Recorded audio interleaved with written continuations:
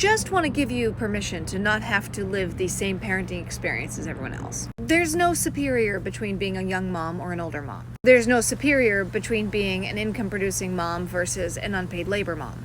That's secret code for working mom versus stay-at-home mom, but I feel like it's more balanced. There's no superior to being a city mom versus a country mom, or a suburb mom, or a soccer mom, or a corporate attorney mom, or whatever other kind of mom there is. I've seen so many videos, especially today, talking about how hard one version of motherhood is.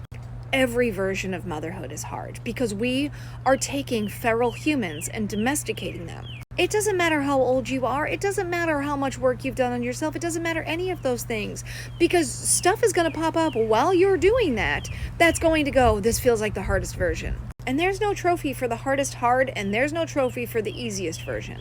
Our trophy is in getting to the healthiest version of ourselves and then pouring that over to help our children become the healthiest version of themselves. There's no perfect time to start parenting, and even if you do start parenting at the perfect time, life can happen and all of a sudden life is not perfect anymore. Or you can start parenting in the not perfect time of life, and then suddenly life can become perfect. Or at minimum, better.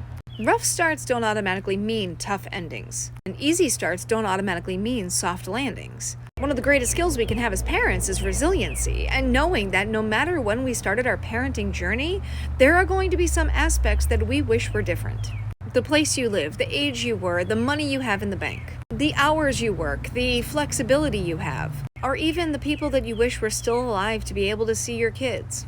Comparison is the thief of joy. When we compare our story to somebody else's story, we are then living in the shadow of their expectations for themselves and their life. But we don't have any idea what the behind the scenes were to be able to build that life.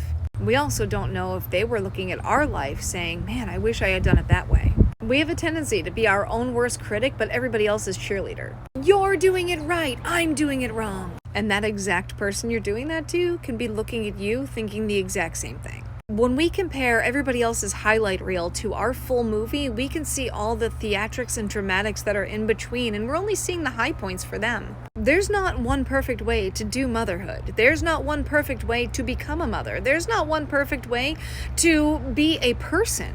And when we see that and we stop competing with each other, then we can start to learn from the ways that other people are growing through things. Different doesn't mean better, and different doesn't mean worse. It just means different. And we can all experience things that are different and still glean from each other. Now, we are free to wonder what it would be like if we made different choices, but we can't live in wonder. We live in reality, not in regret.